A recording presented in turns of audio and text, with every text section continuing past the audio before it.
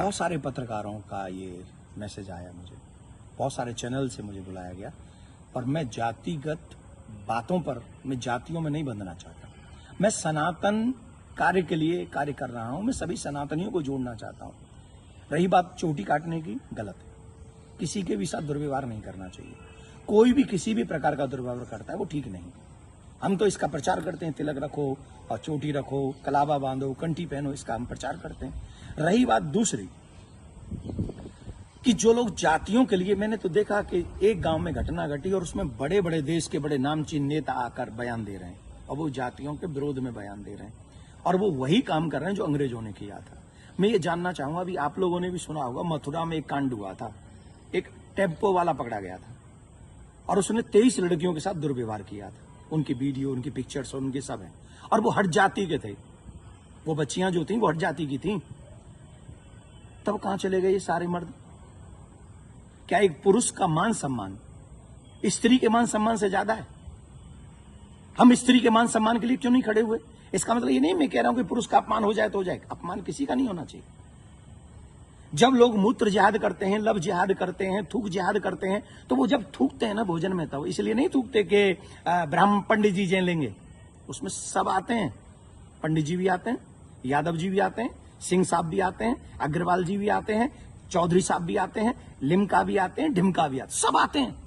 वो सबके लिए थूकते हैं, वो सबके लिए मूतते हैं, वो सबकी बहन बेटियों पे नजर रखते हैं। तब क्यों नहीं बोलते हम और आप सभी? बताइए, मैं जानना चाहता हूं। ये जितने भी लोग आज विवाद कर रहे हैं, ईमानदारी से बताइए, भगवान श्री राम किस लिए आए थे?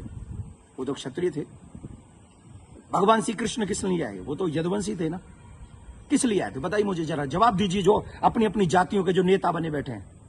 मैं जानना चाहता हूं आपसे, जितने भी अवतार तुम्हारे सनातन में जिन पुराणों के अनुसार हुए, जिन पुराणों के अनुसार तुम अपने आप को हिंदू लिखते हो,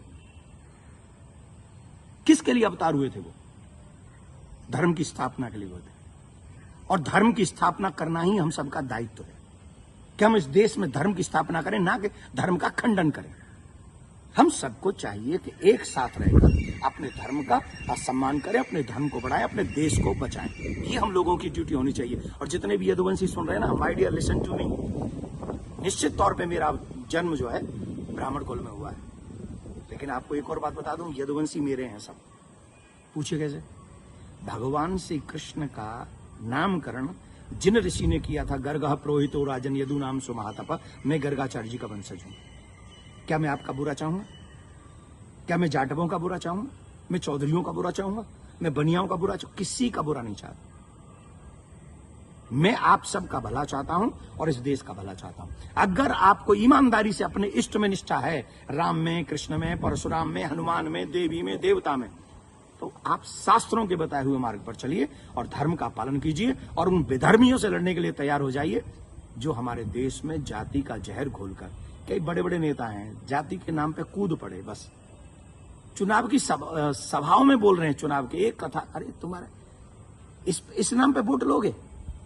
लेकिन महाराज जी, सवाल ये आ रहा है कि ब्राह्मणों के अलावा और कोई समाज का व्यक्ति कथा कर सकता है कि नहीं कर सकता? क्यों नहीं कर सकता भाई? कथा प्रवचन कहीं भी करे। हम अपने बच्चों को कहानियां सुनाते, कथा सुनाते हैं, क्या बुराई है?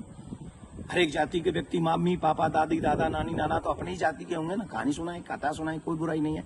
लेकिन व्यासपीठ पर बैठ के सप्ताह करना, देखिए उसकी विधा, हम शास्त्रों की बात करेंगे, यहां मैं अपनी बात नहीं करूंगा। मैं ब्राह्मण कुल में मेरा जन्म हुआ है, लेकिन कितने ऐसे कार्य हैं जो मैं खुद नहीं करता। जैसे यज्ञ कराना मैं नहीं करता, क्योंकि उसमें मेरी नॉलेज नहीं है।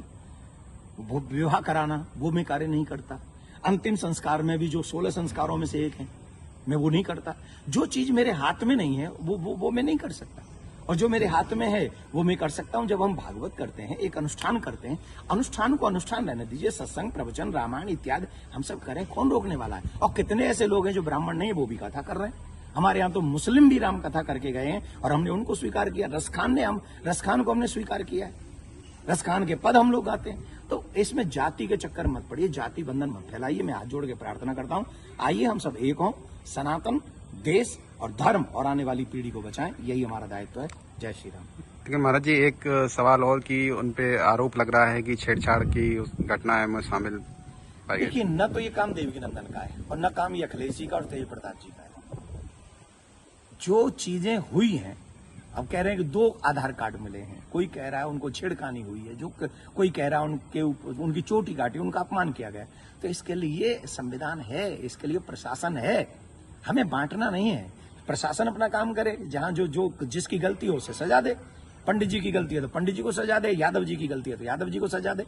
लेकिन जो बड़े बड़े लोग हैं, जो बड़े बड़े पदों पर बैठे हैं, उन लोगों को जातिवाद फैलाकर समाज को लड़ाना नहीं चाहिए। ये अच्छी बात नहीं है। धन्यवाद।